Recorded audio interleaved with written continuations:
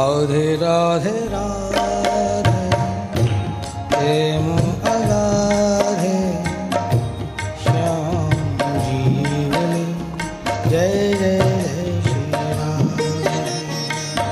राधे राधे राधे प्रेम अगाधे श्याम जीवनी जय जय जय श्री राधे। राधे राधे राधे प्रेम अगाधे श्याम जीवनी जय जय जय श्री राम। राधे राधे राधे प्रेम अगाधे श्याम जीवनी जय जय जय श्री राधे। राधे राधे राधे प्रेम अगाधे श्याम जीवनी जय जय जय श्री राम। राधे राधे राधे प्रेम अगाधे श्याम जीवनी जय जय जय श्री राधे। राधे राधे राधे जय जय जय श्री राधे। राधे राधे राधे जय जय जय श्री राधे। राधे राधे राधे जय जय जय श्री राधे। राधे राधे राधे जय जय जय श्री राधे। राधे राधे राधे जय जय जय श्री राधे। राधे राधे राधे जय जय जय श्री राधे।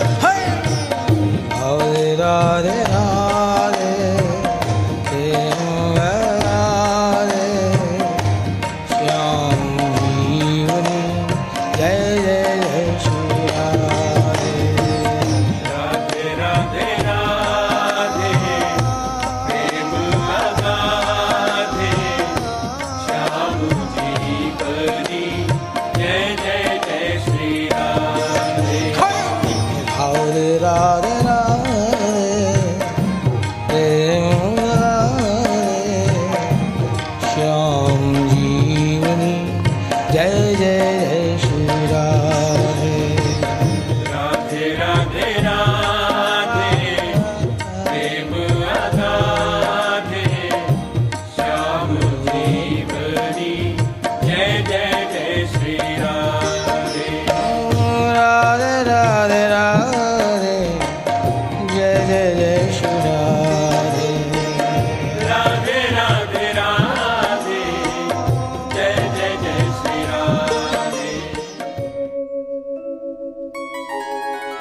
यत्र योगेश्वरो कृष्णो यत् पार्थो धनुधर तत्र श्री विजयो भूति ध्रुवा नीतिर मतिर्मम। जहाँ योगेश्वर श्री कृष्ण है और जहाँ धनुधर पार्थ है वहीं पर श्री विजय विभूति और अचल नीति है। रेडियो मानव रचना 107.8 पर मैं हूँ आपके साथ आपकी कम्युनिटी मेंबर किरण चावला और हमारे साथ आज स्टूडियो में उपस्थित हैं पंडित आशुतोष भारद्वाज जी जिन्होंने श्रीमद् भागवत गीता आधुनिक व्याख्यान सहित लिखी है।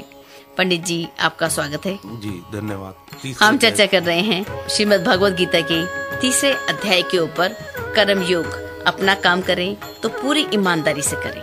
जी, बिल्कुल ऐसे ही जैसे कि एक बार 3 व्यक्ति पत्थर तोड़ रहे थे तो एक व्यक्ति पत्थर तोड़ते तोड़ते अपने घर को अपने आसपास वाले लोगों को कोस रहा था कि मेरी तकदीर में पत्थर तोड़ने लिखे हैं, अपने आप को कोस रहा था। लेकिन दूसरा व्यक्ति अपनी जिम्मेवारी समझकर पत्थरों को तोड़ रहा था कि मेरी ड्यूटी है, ये मंदिर बन रहा है, मैं पत्थर तोड़ रहा हूँ, मेरे बच्चे पालने हैं इसलिए पत्थर तोड़ रहा हूँ। जबकि उसी कार्य को करता हुआ तीसरा व्यक्ति सोच रहा था कि हे भगवान, ईश्वर का मंदिर बन रहा है और मैं एक एक पत्थर को बड़े ही प्रेम से तोड़ रहा हूँ। ऐसे ही कर्म को उसने योग जोड़ दिया, ईश्वर के साथ मिलना जोड़ दिया, ईश्वर का आनंद उसी कर्म में जोड़ दिया।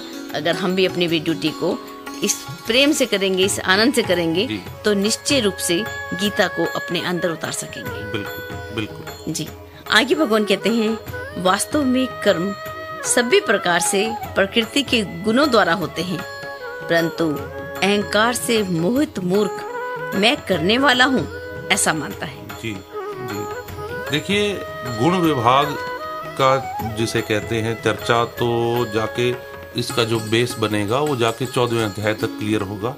एकदम से सीधा मैं अगर अभी गुणों की चर्चा करने लगूंगा तो श्रोताओं के लिए थोड़ी कठिन स्थिति आ जाएगी, लेकिन जो थोड़ा बहुत है वो मैं आपको बतला देता हूँ। देखिए, मैं करता हूँ का जो भाव है ये अहंकार का उद्घोष है जी। अब यदि पुष्प ये मानने लगे कि मैं वृक्ष में अलग अपनी एक जगह रखता हूँ, मेरा एक अलग जिसे कहते हैं पहचान है, और मुझसे जो सुगंध उठती है इस सुगंध का कर्ता मैं हूँ जी। ऐसे ही जब कोई मनुष्य इस प्रकार से अपने आप को समझने लगता है और वो ये नहीं देख पाता कि जगत रूपी वृक्ष पे मैं एक पुष्प की भांति खिला हुआ हूँ, वो भी कहता है कि इस वैभव का कर्ता मैं हूँ। नहीं, जिस प्रकार पुष्प जो है वो सुगंध को उठाने का कर्ता नहीं है, वो मात्र जिसे कहते हैं दर्शक है, दृष्टा है। वो इतना कह सकता है कि जो सुगंध है वो मुझसे उठती है, मैं सुगंध का देखने वाला हूँ, मैं सुगंध का कर्ता नहीं, मैं सुगंध को उठाता नहीं। उसी प्रकार हमें भी जानना है कि ये जो जगत रूपी वृक्ष है जिस पर हम उग गए हैं, हम भी ये देखें कि मुझसे ऐसा होता है, मेरा ऐसा सामर्थ्य उस परमपिता परमात्मा ने दिया है, ना कि ऐसा कहा जाए कि इस सामर्थ्य कर्ता मैं हूँ। नहीं, जो पूरे जगत का कर्ता है वही कर्ता धरता है, हम नहीं। तो कुछ चीजों को इस प्रकार से जानना है, तभी अहंकार से मुक्ति का मार्ग मिल पाएगा। जैसे पुष्प अपने आप को जड़ रहित नहीं देख पाता, जैसे पुष्प नहीं जान पाता कि मेरी भी जड़ें हैं, मैं वृक्ष से जुड़ा हूँ, ऐसे ही जो अज्ञानी मनुष्य हैं वो नहीं जान पाते कि किस प्रकार मैं जगत रूपी परमात्मा वृक्ष के ऊपर उगा हूँ और किस प्रकार मेरी भी जड़ें हैं और मैं जड़ विहीन नहीं हूँ। लेकिन मनुष्य ऐसा नहीं देख पाता और इस प्रकार वह स्वयं को कर्ता जानता हुआ कर्म बंधनों से बंध जाता है। तो भगवान यही कह रहे हैं कि वास्तव में कर्म सभी प्रकार से प्रकृति के गुणों द्वारा होते हैं, परंतु अहंकार से मोहित मूर्ख मैं करने वाला हूँ इस प्रकार मानता है। तो हमें इस प्रकार की भ्रांतियों से मुक्त होना होगा। जी, आगे भगवान कहते हैं, हे महाभाव, गुण विभाग और कर्म विभाग के तत्व को जानने वाला संपूर्ण गुण ही गुणों में वर्तते हैं जी। ऐसा जानने से उनमें कभी आसक्त नहीं होता जी। देखिए, गुण ही बरतते हैं, हम नहीं बरत रहे। हमें लगता है कि हमारा बर्तन हो रहा है, लेकिन हमारा बर्तन नहीं हो रहा, यह गुणों का गुणों में बर्तन हो रहा है। इस पर चर्चा मैं 14वें अध्याय में ही करना पसंद करूंगा। अभी तो जो भगवान तीसरे अध्याय में कह रहे हैं हम उसी को पकड़ते हुए चलते हैं। आगे अर्जुन कहते हैं, हे वार्ष्णे, तब तक यह मनुष्य स्वयं ना चाहते हुए भी बलपूर्वक लगाए हुए की भांति किसके द्वारा प्रेरित होकर पाप का आचरण करता है जी। हे अर्जुन, भगवान कहते हैं, रजोगुण से उत्पन्न हुआ यह काम और क्रोध है। यह बहुत खाने वाला अर्थात भोगों से कभी ना तृप्त होने वाला सर्वभक्षी और बड़ा पापी है। इसको इस विषय में बैरी जान जी। जैसे धुएं से अग्नि और मैल से दर्पण ढक जाता है, और जिस प्रकार गर्भाशय द्वारा गर्भ ढका रहता है, वैसे ही काम से ये ज्ञान ढका रहता है जी। भगवान कहते हैं, हे कुंती पुत्र, इस अग्नि के समान कभी ना तुष्ट होने वाला काम रूपी ज्ञानियों के नित्य शत्रु द्वारा मनुष्य का जो ज्ञान है वो ढका हुआ है। इंद्रियां, मन और बुद्धि ये सब इस काम के वास स्थान कहे जाते हैं। ये काम ही मन, बुद्धि और इंद्रियों के द्वारा ज्ञान को आच्छादित करके शरीरधारी को मोहने वाला है। इसलिए हे भरतवंशी, तू पहले इंद्रियों को नियमित करके इस ज्ञान और विज्ञान का नाश करने वाले पाप के प्रति काम को निश्चय कर और मार डाल। इंद्रियों को शरीर से श्रेष्ठ कहते हैं। इन इंद्रियों से श्रेष्ठ मन है, मन से भी श्रेष्ठ बुद्धि है, और बुद्धि से भी अत्यंत पर जो है वह आत्मा व स्वरूप है। इस प्रकार हे महाभाव, बुद्धि से श्रेष्ठ बोध को प्राप्त होकर स्वयं के द्वारा स्वयं को स्थिर करके काम रूप कठिनाई से जीते जाने वाले शत्रु को मार डाला। जी, बड़ा अच्छा भगवान ने कहा। भगवान ने काम को अग्नि के समान कहा। जी, भगवान ने काम को अग्नि के समान कहा। जी। इसकी चर्चा को आगे बढ़ाते हुए पहले सुनते हैं एक सुंदर सा संगीत। बने रहिए रेडियो मान रचना 107.8 पर। Feel good feel live.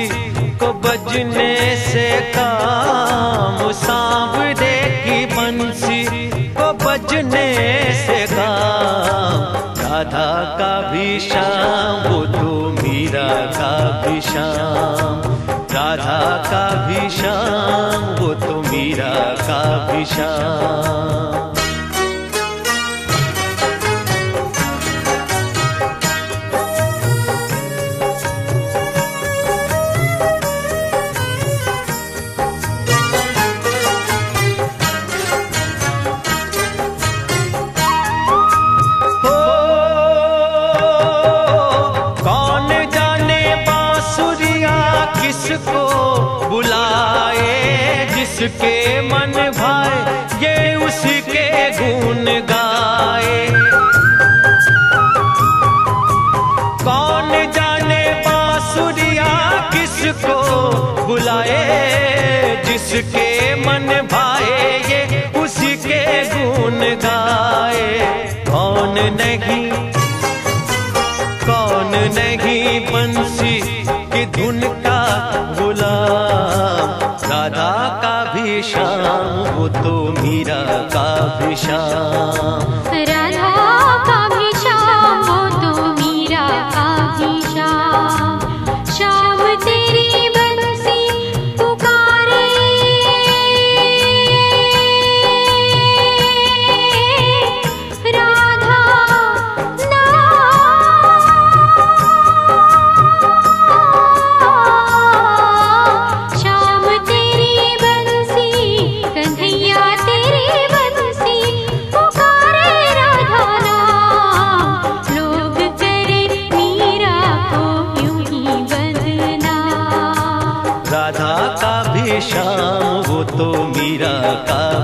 Shyam. Radha का भी श्याम वो तो मीरा का भी श्याम।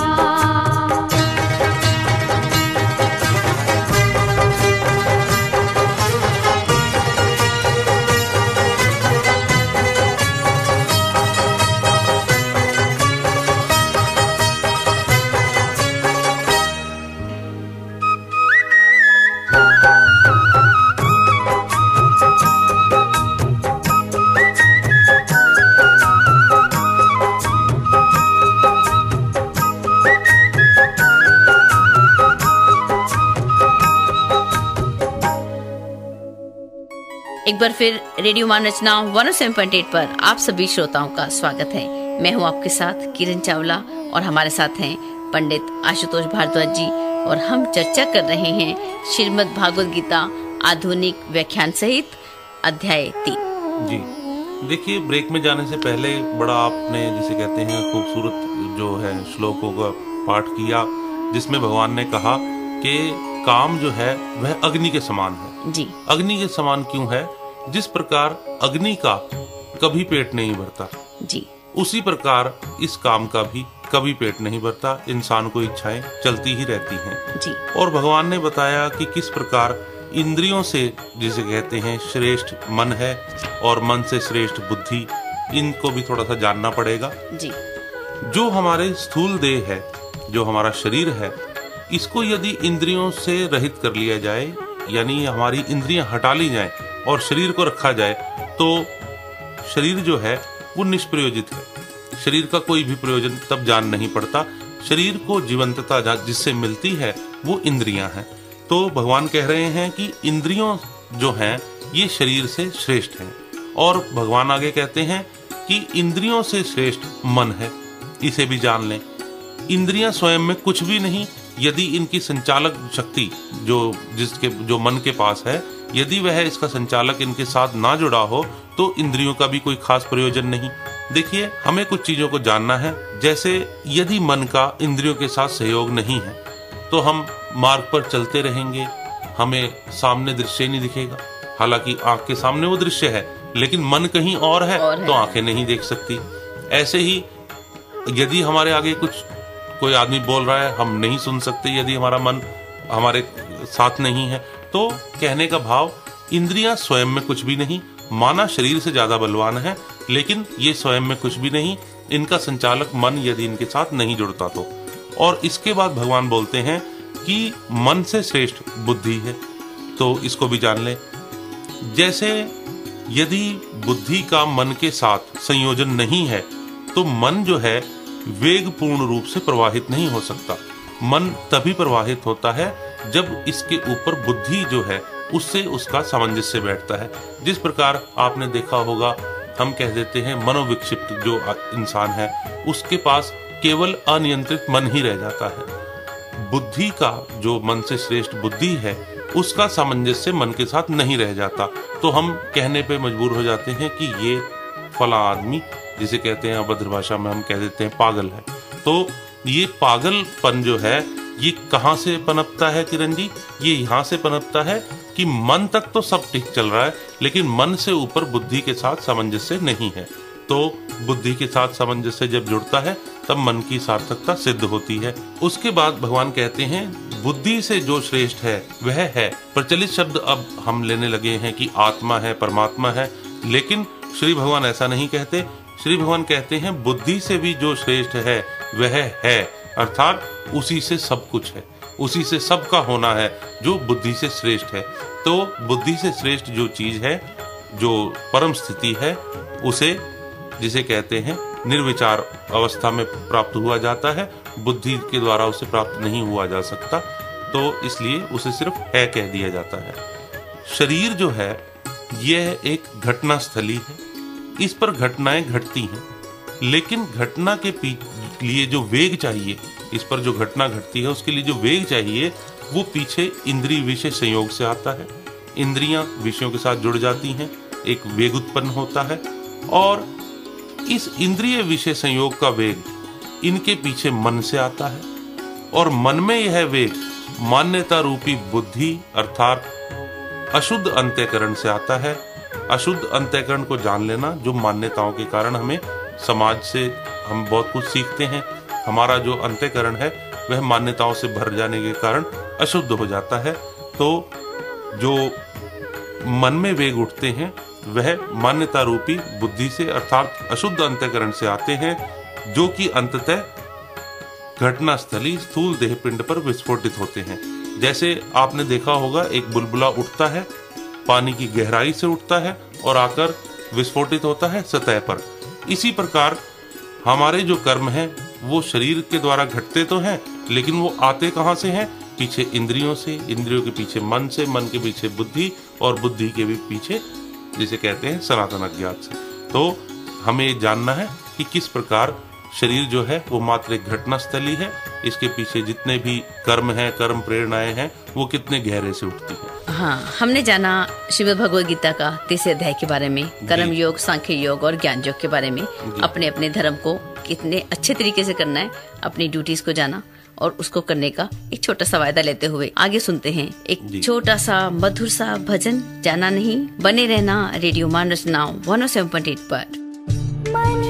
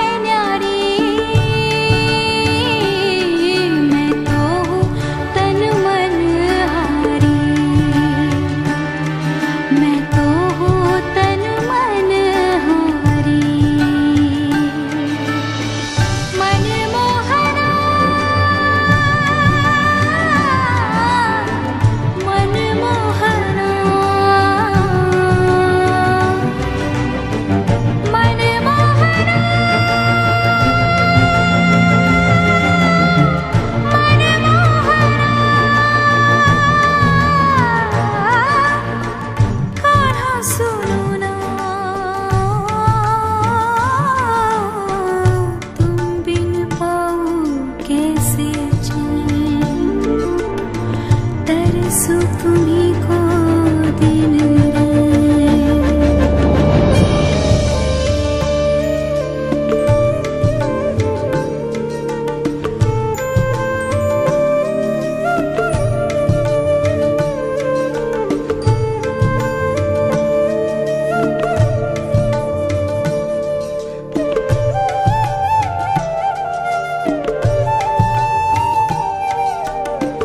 जीवन एक नदिया है, लहरों लहरों बहती जाए, इसमें मन की नैया डूबे कभी तर जाए।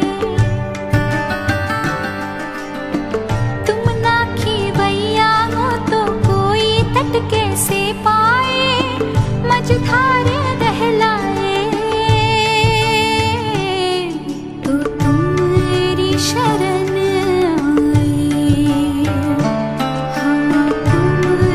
शरण आए।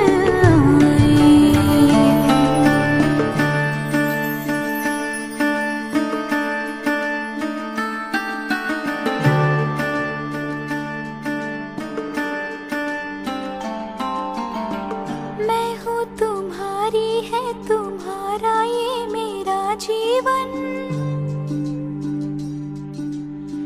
तुमको ही देखूं मैं, देखो कोई दर्पण,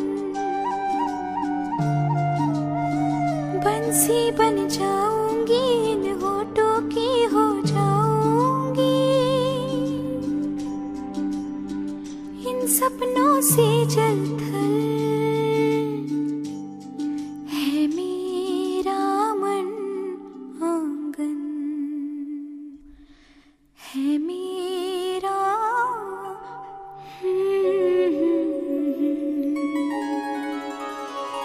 एक बार फिर रेडियो मान रचना 107.8 पर आप सभी श्रोताओं का स्वागत है। हमारे साथ आप सब बने बैठे हैं, हमारी बात सुन रहे हैं और हम चर्चा कर रहे हैं श्रीमद् भागवत गीता आधुनिक व्याख्यान सहित। हमारे साथ हैं पंडित आशुतोष भारद्वाज जी। अब हम चलते हैं गीता की चतुर्थ अध्याय की ओर। इसमें श्री भगवान अर्जुन से कहते हैं, मैंने इस अविनाशी योग को सूर्य से कहा, सूर्य ने अपने पुत्र मनु से और मनु ने अपने पुत्र राजा इक्ष्वाकु से कहा, हे परम तप, इस प्रकार गुरु शिष्य परंपरा से प्राप्त इस योग को राज ऋषियों ने जाना। उसके बाद वह ज्ञान योग विद्या बहुत काल से इस संसार में छिन्न भिन्न हो गई। तू मेरा भक्त और मित्र है, अतः वही निश्चय ही प्राचीन योग आज मैंने तुझसे कहा है। निसंदेह यह एक दिव्य रहस्य है। इसमें क्या रहस्य है? ये भगवान तो अब जन्म हुआ जैसे, तो इन्होंने सूर्य से कैसे कह दिया जी? ये प्रश्न जो ये बड़े अचंभे की बात है। अर्जुन भी हैरान होता है। अर्जुन कहता है कि भगवान आपका जन्म तो हाल ही का है जी, मैं कैसे मानूं कि आप ही ने ये योग जो है सूर्य से कहा जी। तो हमें कुछ चीजें जान लेनी है, इस पर हमें थोड़ा सा ध्यान देना होगा कि कृष्ण मैं कहते ही किसे हैं जी। हम तो मैं कह देते हैं सर से लेके पांव तक को कि यही मैं हूँ, लेकिन कृष्ण ऐसा नहीं कहते जी। वे सर से लेके पांव तक को ही मैं नहीं कहते, अपितु उनकी मैं इतनी विराट है, अर्थात ये अस्तित्व की परिचायक हो जाती है। जब भगवान मैं का संबोधन करते हैं तो किरण जी वहां पे कहीं भी अटकाव नहीं है। हम तो अटक जाते हैं कि हमारी ये आइडेंटिटी है और मैं ये हूँ, लेकिन श्री भगवान सर्व अंगीकार करते हैं, पूरी कायनात को ही वो अपना समझते हैं और अस्तित्व बनकर, अस्तित्व के परिचायक होकर मैं का संबोधन करते हैं और उसी मैं में सर्व समाहित है, अर्थात ऐसा कुछ भी नहीं जो कृष्ण की मैं के बाहर हो। तो निस्संदेह अस्तित्व ने ही योग कहा और सूर्य से कहा, और योग का अर्थ तो मैंने आपको समझाया ही है, टोटलिटी में रहना। तो सूर्य से ही क्यों कहा, प्रश्न यहाँ निर्मित होता है। तो सूर्य से ही क्यों कहा का स्पष्ट जिसे कहते हैं आंसर है वो ये है कि सूर्य जो है वो हमारे सौर परिवार का मुखिया है। कुछ भी ऐसा नहीं जो सूर्य से ना आया हो, कम से कम इस सौर मंडल में। तो सबसे पहले मुखिया से ही योग कहा गया और वहां से ही जिसे कहते हैं परंपरा द्वारा ये आगे फैला, गुरु शिष्य परंपरा से फैला और धीरे धीरे ये लोगों तक पहुंचा। लेकिन आज ये जो योग है ये छिन्न भिन्न हो गया है। श्री भगवान इसी का खुलासा कर रहे हैं कि मैं तुझे इस योग को बतलाता हूँ, क्योंकि तू मेरा भक्त है, मित्र है और तू मेरा प्रिय है। तो उसको ही श्री भगवान आगे अर्जुन से कह रहे हैं। आगे भगवान कहते हैं, हे भारत, जब जब धर्म की हानि और अधर्म की प्रगाढ़ता होती है, तभी मैं स्वयं को रच लेता हूँ, अर्थात साकार रूप से सन्मुख हो जाता हूँ। जी साधुओं को तराने के लिए, जी दुष्कर्मियों का विनाश करने के लिए और धर्म की स्थापना के लिए जी। मैं युग युग में प्रकट होता हूँ। जी बिल्कुल ठीक। ये बड़ा अच्छा श्री भगवान ने कहा है कि मैं महापुरुषों को तराने के लिए, क्या नाम, सॉरी रिपीट, ये बड़ा अच्छा श्री भगवान ने कहा कि मैं किस प्रकार साधुओं को तराने के लिए बार बार अपना रूप धर लेता हूँ। देखिए, महापुरुष जब आते हैं, चाहे वे नानक हों, चाहे वे कृष्ण हों, चाहे वे शंकर हों, महापुरुषों की उपस्थिति से होता क्या है? महापुरुषों की जो उपस्थिति है, इससे साधुओं को, साधु वृत्ति के लोगों को बड़ी सहायता मिलती है। अर्थात अपने ही आदर्श स्वरूप को जब वो सामने पाते हैं, जब उनके सामने आदर्श रूप खड़ा होता है, तो इस प्रकार से उनकी जो भीतरी प्रवाहना है वह तीव्र होती है। उनके भीतर जो प्रभु प्राप्ति का, परमात्मा प्राप्ति का जो मार्ग है वह प्रशस्त होता है। और इस मार्ग के प्रशस्त होने से, अर्थात उनके भीतरी जो साधुता है उसके विस्तार हो जाने से होता क्या है? दुष्टता का संहार होता है। ऐसा नहीं है कि जो महापुरुष हैं वे कोई शस्त्र उठाकर दुष्टों का संहार करते हैं, नहीं, केवल उनके होने मात्र से साधुता बढ़ती है और साधुता का विस्तार अपने आप में ही स्वाभाविक ही, जिसे कहते हैं, दुष्टता का संहारक हो जाता है। तो ऐसा हमें इन मान्यताओं में नहीं रहना है कि महापुरुष कोई आते हैं और दुष्टों का संहार करते हैं। संहार नहीं करते, उनके होने मात्र से ही साधुता बढ़ जाती है और साधुता जब बढ़ती है तो समाज में दुष्टता का क्षय हो जाता है। बिल्कुल ऐसा ही जैसे कि स्कूल में प्रिंसिपल रहता है, तो स्कूल में एक अनुशासन सा बना रहता है कि आज हमारे अध्यापक हैं, हमारे क्लास में टीचर है, तो बच्चे सभी अनुशासित रहते हैं, उनको मालूम होता है। जी, जैसे सूर्य के होने से अंधकार चला जाता है, तो अंधकार को भगाना नहीं पड़ता, सूर्य का होना ही पर्याप्त है। बिल्कुल बिल्कुल जी, तो उसी तरीके से महापुरुषों का आगमन ही पर्याप्त है, साधुता की वृद्धि होती है और दुष्टता का नाश होता है। और आगे भगवान कहते हैं, जिसके संपूर्ण कर्म वासना और निश्चय से रहित होते हैं, तथा जिसके समस्त कर्म ज्ञान रूप अग्नि द्वारा भस्म हो गए हैं, उनको ज्ञानी भी पंडित कहते हैं। जी, जो सभी कर्मों तथा उनके फलों में आसक्ति त्याग कर आश्रय रहित और सदा तृप्त है, वह कर्मों में वर्तता हुआ भी निश्चय ही कुछ नहीं करता। जी, वो कर्म भी कर रहा है और कुछ भी नहीं कर रहा, तो ये कैसे पॉसिबल है? देखिए, जो भगवान बतला रहे हैं, भगवान ने कहा कि ज्ञानी के सभी कर्म ज्ञान रूप ब्रह्म अग्नि में भस्म हो जाते हैं। जी जी, तो इसे थोड़ा सा जान लेना। जिसने जान लिया कि एक परमात्मा के सिवाय यहाँ कुछ है ही नहीं, जी, और मेरा होना परमात्मा के मुंदे नेत्रों में विचरने से अधिक नहीं, यानी जिस ज्ञानी ने ये जाना कि एक परमात्मा के सिवा इस जगत में कोई नहीं, जी, ये जिसे कहते हैं अपने आप में पूर्ण जानना है, परिपक्वता है ये। और यह भी जाना कि जब परमात्मा के अलावा कोई नहीं तो मैं कौन हूँ, तो उसने जाना कि मैं परमात्मा, इस जगत को, हमारे जो शास्त्र हैं उन्होंने कहा है कि जगत जो है परमात्मा के मुंदे नेत्रों में विचरता एक स्वप्न है, परमात्मा का स्वप्न कहा गया इस जगत को। तो वह जानता है कि मेरा होना कैसा है, मेरा होना इस प्रकार का है जैसे परमात्मा के स्वप्न का मैं कोई पात्र हूँ। तो जिसने जान लिया वह गंभीरता से मुक्त हो जाता है, वह ऐसा नहीं पाता कि कर्ता भाव से जुड़ जाएगा या कर्म बंधनों से गिर जाएगा, नहीं, वह जानता है कि ऐसा कुछ भी नहीं, यहाँ पर सब कुछ ही लीलामय है, परमात्मा लीलाधर की लीला है, कुछ भी गंभीरतापूर्ण नहीं है। इसलिए वह बड़ा सहज हो जाता है और कर्म बंधनों से मुक्त हो जाता है। उसके सभी कर्म ज्ञान रूप ब्रह्म अग्नि में भस्म हो जाते हैं। इसी को भगवान कह रहे हैं कि जिसने जान लिया, जिसने स्पष्ट देख लिया, उसके लिए कुछ ऐसा बचता ही नहीं जिसे वह संग्रहित करे, अपनी, जिसे कहते हैं, अपने यादाश्त में रखे कि नहीं ऐसा नहीं होना चाहिए, ये इन सब से वह मुक्त हो जाता है जो एक नारायण के दर्शन कर गया। तो इसी को भगवान कह रहे हैं कि ज्ञानी के सभी कर्म ज्ञान रूप ब्रह्मअग्नि में भस्म हो जाते हैं। ज्ञानी के सभी कर्म ज्ञान रूपी अग्नि द्वारा भस्म हो जाते हैं। हमको ज्ञानी बनना चाहिए, जी। ज्ञान को धारण करना जी। चाहिए और ज्ञान के मार्ग पर जहाँ से भी शिक्षा मिले, अच्छे आचरण मिले, अच्छे जी। लोग मिले, उनका संग करना चाहिए। जी बिल्कुल। आगे की चर्चा को जारी रखते हुए सुनते हैं एक मधुर सा गीत। बने रहिए रेडियो मानसना 107.8 पर। Feel good, feel life.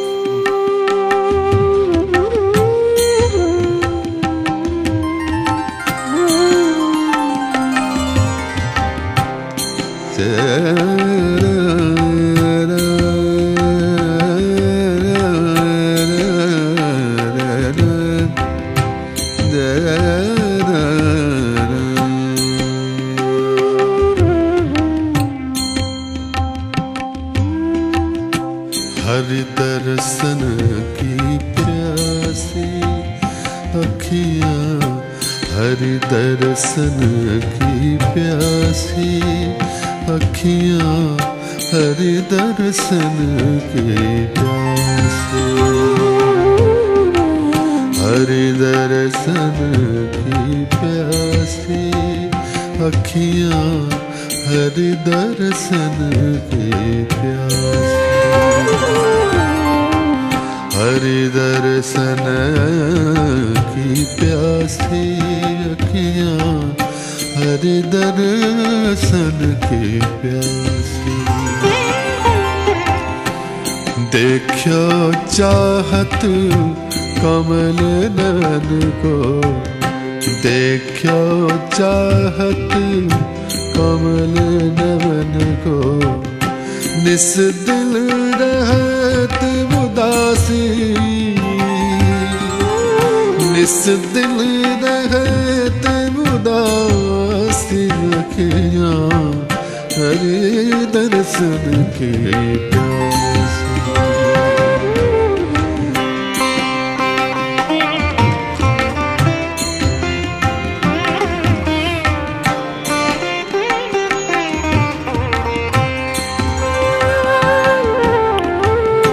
केसर तिलक मोतिन की माला, वृंदावन के बासी,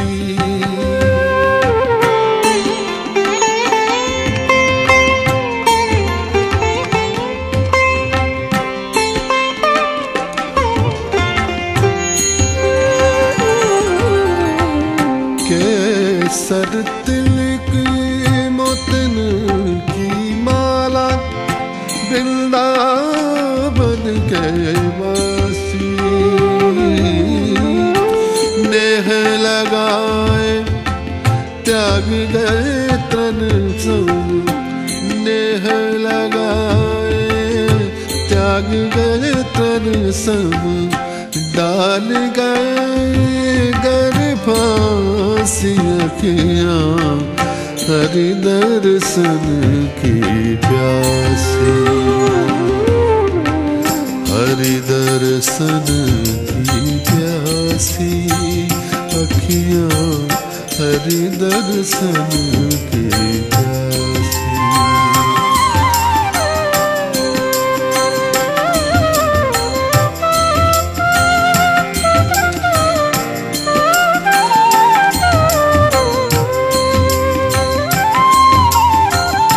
काहू के मन की को जानत, लोगन के मन हासी,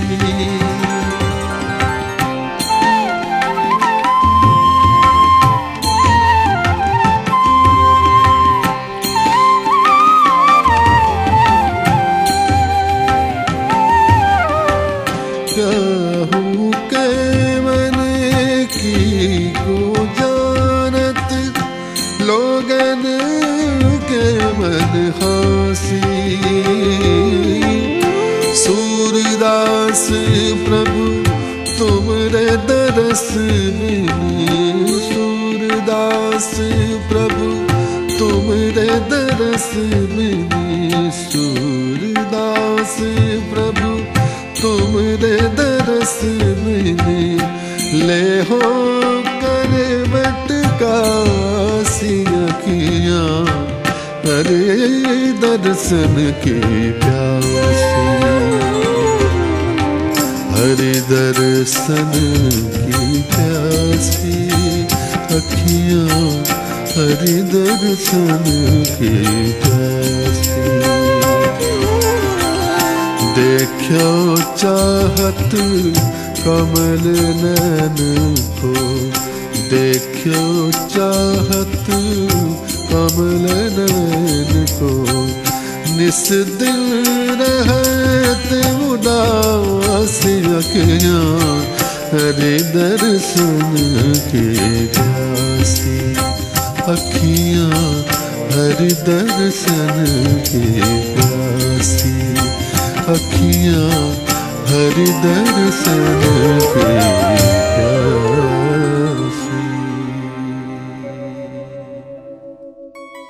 एक बार फिर रेडियो मान रचना 107.8 पर आप सभी श्रोताओं का स्वागत है। हम चर्चा कर रहे हैं श्रीमद् भागवत गीता आधुनिक व्याख्यान सहित। हमारे साथ हैं पंडित आशुतोष भारद्वाज जी। आगे भगवान श्री कृष्ण कहते हैं, ऐसे पुरुष के लिए इस यज्ञ में अर्पण आदि भी ब्रह्म है और हवन योग्य पदार्थ भी ब्रह्म है।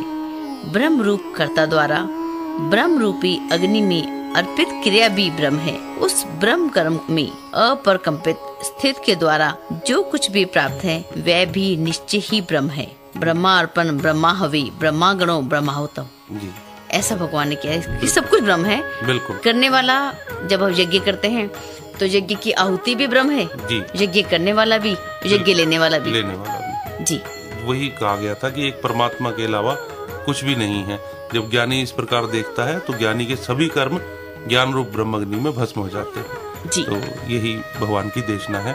आगे भगवान कहते हैं, अन्य श्रोत आदि सभी इंद्रियों को संयम की अग्नि में अर्पित करते हैं और दूसरे शब्द आदि इंद्रिय तृप्ति के विषयों का इंद्रियों की अग्नि में हवन करते हैं जी जी। देखिए, भगवान ने श्रवण की महिमा को बतलाया है जी। वो बोल रहे हैं कि श्रोत आदि सभी इंद्रियों को संयम की अग्नि में अर्पण करना, ये थोड़ा सा जानने वाला है एक बात है। हम जिसे श्रवण कहते हैं वह श्रवण न होकर बोलना ही है जी। हम सोचते हैं कि हम कुछ सुन रहे हैं, हम सुन नहीं रहे, हम भीतर से बोलते भी जा रहे हैं। हमारा जो इंटरनल डायलॉग है वो कभी भी शांत ही नहीं होता। गुरु नानक कहते हैं, जब मात्र श्रवण होगा अर्थात भीतर से बोलने वाला कोई नहीं होगा, केवल सुनने वाला होगा, तो नानक कहते हैं कि श्रवण की महिमा बड़ी अपार है। और जब नानक श्रवण की महिमा को गाते हैं किरण जी, तो किसी को भी यह भ्रम होगा कि नानक इतनी अतिशयोक्ति में श्रवण की महिमा को क्यों कह रहे हैं। लेकिन अतिशयोक्ति बिल्कुल भी नहीं। नानक जैसे जो महापुरुष हैं वो जितना भीतर से इन बातों को पाते हैं, कहने में कुछ कम ही कहते हैं, ज्यादा अतिशयोक्ति तो बिल्कुल भी नहीं। देखिए नानक क्या कहते हैं श्रवण की महिमा पे। नानक कहते हैं, सुनिए सिद्ध पीर सुरनाथ, सुनने से ही सिद्ध पीर देवतागण और नाथ हुए हैं। सुनिए धरती धवल आकाश, अर्थात मात्र सुनने पर जो उजागर है वही पृथ्वी आकाश हुआ खड़ा है। सुनिए दीप लोए पताल, सुनने से ही द्वीप लोक और पताल खड़े हैं। सुनिए पोही न सके कालू, सुनने से ही काल की मुक्तता अर्थात जन्म मरण से परे मुक्त कालातीत स्वरूप प्राप्ति है। सुनिए दुख पाप का नाश, सुनने से ही पाप और दुख का नाश हो जाता है। सुनिए ईश्वरु ब्रह्मा इंदु, गुरु नानक कह रहे हैं सुनने मात्र से ही शिव ब्रह्मा और इंद्र हैं, अर्थात सुनने पर ही जो उजागर होता है वही शिव ब्रह्म और इंद्र रूप से हुआ है। सुनिए जोग जुगति तनि भेद, सुनने से शरीर में योग और युक्ति का भेद लगता है। सुनिए शास्त्र स्मृति वेद, सुनने से ही शास्त्र स्मृति और वेद हैं। सुनिए सतु संतोखु ज्ञानु, सुनने से ही सत संतोख और ज्ञान है। सुनिए लागे सहजी ध्यानु, सुनने से ही सहज ध्यान लगता है। सुनिए सरा गुणा के गा, सुनने से ही गुणों के सागर का अर्थात ब्रह्म का ज्ञान है। सुनिए अंधे पावे राहु, सुनने से नेत्रहीन भी मार्ग पा जाते हैं। सुनिए हाथ होवे असगाहु, सुनने से गहरे समुद्र भी छोटे हो जाते हैं। तो श्रवण की महिमा को गुरु नानक ने बड़े विस्तार से कहा और इसमें अतिशयोक्ति बिल्कुल भी नहीं है।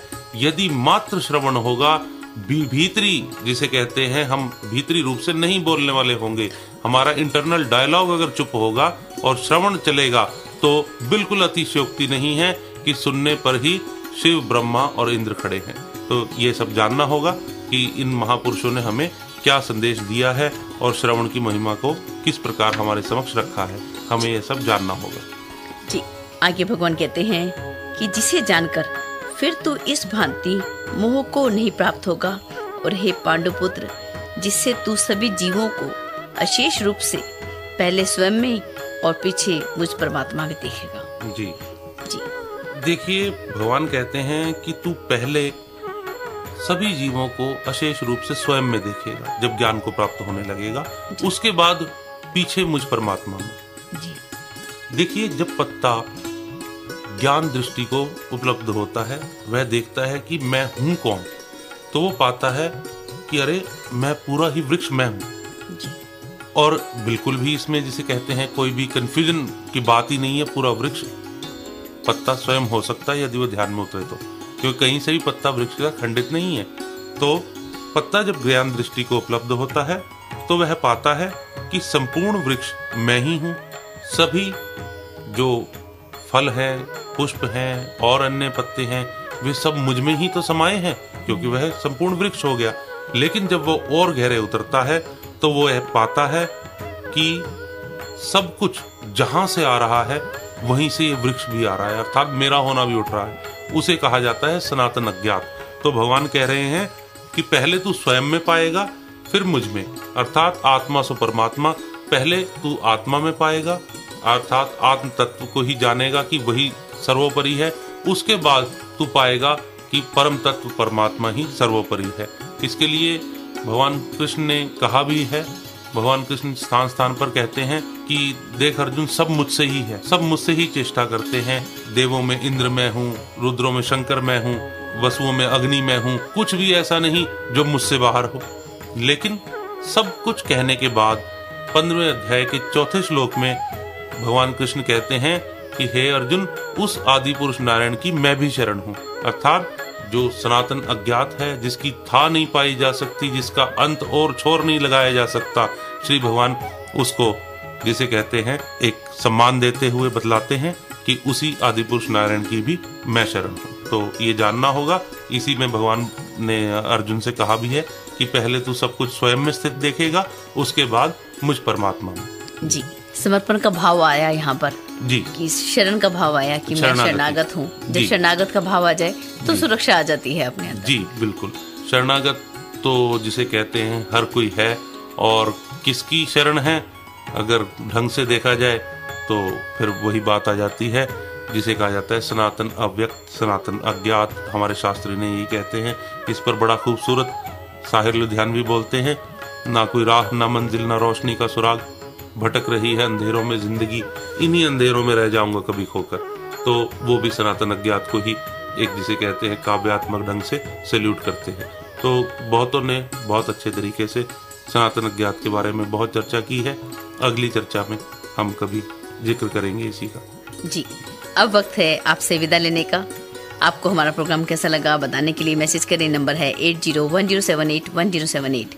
बने रहिए रेडियो मान रचना 107.8 पर। Feel good, feel life. अल्लाह तेरो नाम, ईश्वर तेरो नाम, अल्लाह तेरो नाम, ईश्वर